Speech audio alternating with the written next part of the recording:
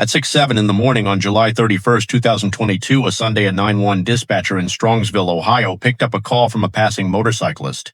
There's a car that smashed up against the building. They ran the curb. I can see they smashed the sign and hit the building. When officers arrived at the scene on West Road, what they found wasn't a car crash, it was carnage. The Toyota Camry had split in two. Debris was scattered across a 70-foot radius. A piece of the vehicle had been thrown onto the roof of the building it hit. Officers radioed it in as they worked. This car split in two. There's an occupant inside. Send us a squad now. We've got to bust the window out. Send more units. Oh my God. Times 3 guys, 3 occupants. No one's conscious. No one's breathing. 3 people were in that car. 20-year-old Dominic Russo, 19-year-old Davian Flanigan, and 17-year-old Mackenzie Shirilla, the one behind the wheel. Dominic and Davian were dead at the scene. Mackenzie survived, and from that moment, the question that would consume an entire investigation, a murder trial, a Netflix documentary, and a divided internet, was the same question it always is in cases like this one. Was it an accident, or was it the plan? My name is Chris, and this is the case the system almost let slip through its hands. Mackenzie Shirilla was 17 years old in the summer of 22. Intense, opinionated, the kind of person people noticed. She had been dating Dominic Russo for several years. He was 20, they lived together, and by that summer, people who knew them knew the relationship wasn't smooth. Recordings that surfaced after the crash captured Mackenzie during arguments with Dominic. In one, she says, you lied and said you would never lock me out of the house again. This is your last chance to open the door, or you are not coming out of this house all night, because I will not leave. That's the voice of someone who does not let go easily. Investigators would describe the relationship as tumultuous. The two had broken up and gotten back together multiple times, and there were reports that would become central to the prosecution's case, that Mackenzie had previously threatened to crash a car while Dominic was inside it, a threat specific, targeted, using a car as the weapon, and then, weeks later, a car crash at nearly 100 miles per hour with Dominic inside. Multiple cameras in the area captured the Toyota Camry moving through Strongsville in the early morning hours of July 31st. Forensic crash reports submitted by experts concluded that Shirilla was traveling at close to 100 miles per hour at the moment of impact. There was no evidence of braking, none. The car did not slow down. It went straight into the wall. Dominic Russo and Davian Flanigan were found dead inside the vehicle. Mackenzie Shirilla was extracted by fire department crews. Her seatbelt had to be cut off to get her out. The others, investigators believed, were not wearing theirs. She was airlifted to a hospital with severe injuries, including serious trauma to her leg. She was the only one who made it out alive. At the hospital, an officer sat down with Mackenzie's parents, Natalie and Steve Shirilla. He told them what investigators had found at the scene, what was in the car, what was on Mackenzie. Full transparency here. There's drugs in the car. She had a bag of mushrooms on her and a scale. Full transparency, guys. I'm sorry, I'm ripping the Band-Aid off. Investigators recovered baggies of mushrooms and marijuana, a vape pen, a bong, a scale with suspected drug residue, cash. But here's what the toxicology report showed. Only trace amounts of THC in Shirilla's system, no alcohol, no psilocybin, no indication she was meaningfully intoxicated at the time of the crash. The drugs were there, but they weren't the cause. So the question remained, what was? As investigators began pulling the thread, a picture started forming, not of an accident, of something deliberate. The first thread, the threats, reports that Mackenzie had verbally threatened to crash a car with Dominic inside. Not vague anger, specific, a car him in. At the second thread, the cell phone data. Prosecutors would later argue at trial that cell phone records placed Mackenzie Shirilla in the same area as the crash site in the days before July 31, not passing through, lingering. The state's argument was that this was a dry run, that she had visited that location beforehand, that she knew exactly where she was going, that this was not a moment of impulsive rage. It was a plan. This piece of evidence, by the way, received almost no attention in the Netflix documentary that later brought this case to millions of viewers. We'll come back to why that matters. The third thread, her behavior after the crash. Posts surfaced on her social media appearing to show Mackenzie driving recklessly in the time before the crash, smoking what looked like marijuana behind the wheel. Then, weeks after Dominic and Davian were killed, she was photographed at a concert in a wheelchair. And on Halloween, roughly 3 months after the crash, she went out with friends dressed, reportedly like a corpse. Her mother would later explain at sentencing that she had encouraged Mackenzie to go, that she'd been bedridden for months, that it was meant to be a moment of relief, not disrespect, that the costume was meant to look like a rapper, maybe. But optics are optics. And in a murder case, optics matter. Mackenzie Shirilla was arrested in November of 2022, 4 months after the crash. Her parents were at the scene of the arrest. Her mother told police her daughter had a lawyer and wasn't to speak to anyone. Her father called the whole thing unbelievable. BPD had to roll out the whole mess to pick up an 18-year-old girl who could hardly walk out of a hospital visit. It's just beyond me. She was charged with murder, aggravated vehicular homicide, felonious assault, drug possession, possessing criminal tools, a charge list that told you exactly what prosecutors believed this was. Mackenzie Shirilla opted for a bench trial, no jury. A judge alone would decide her fate. Her defense was straightforward. She had no memory of what happened. She suffered from a condition called POTS, postural orthostatic tachycardia syndrome, a disorder that can cause dizziness, fainting, and sudden loss of consciousness. The argument was that she had experienced a medical episode behind the wheel, that the crash was not intentional, that she was a victim of her own body. She did not testify. The judge heard everything.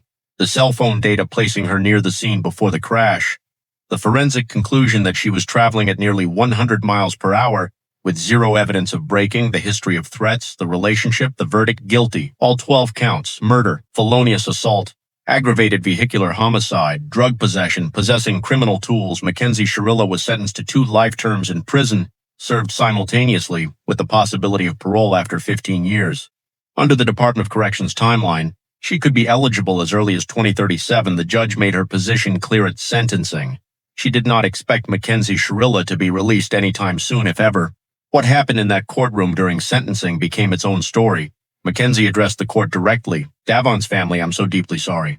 I hope one day you can see I would never let this happen or do it on purpose. I wish I could remember what happened. I'm just so sorry.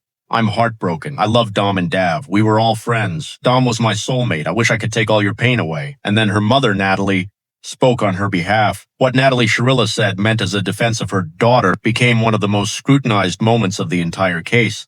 She talked about Mackenzie spending 3 months in bed crying, only wearing Dominic's clothes, only eating the snacks he liked, only listening to his music, a shrine next to her bed with his photos and a light-up flower he had given her.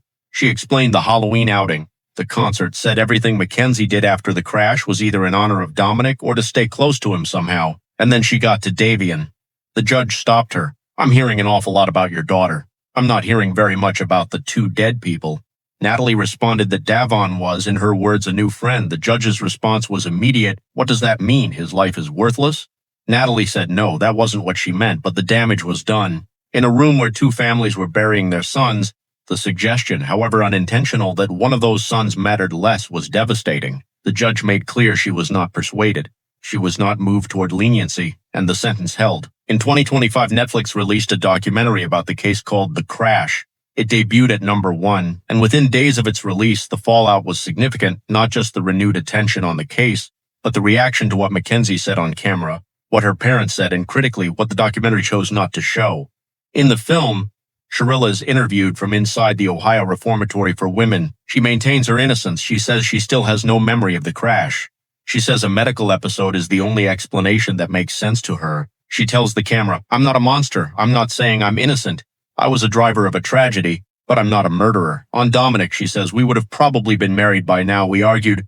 We got back together. We broke up, got back together. It was rocky, but it was good. We were in love.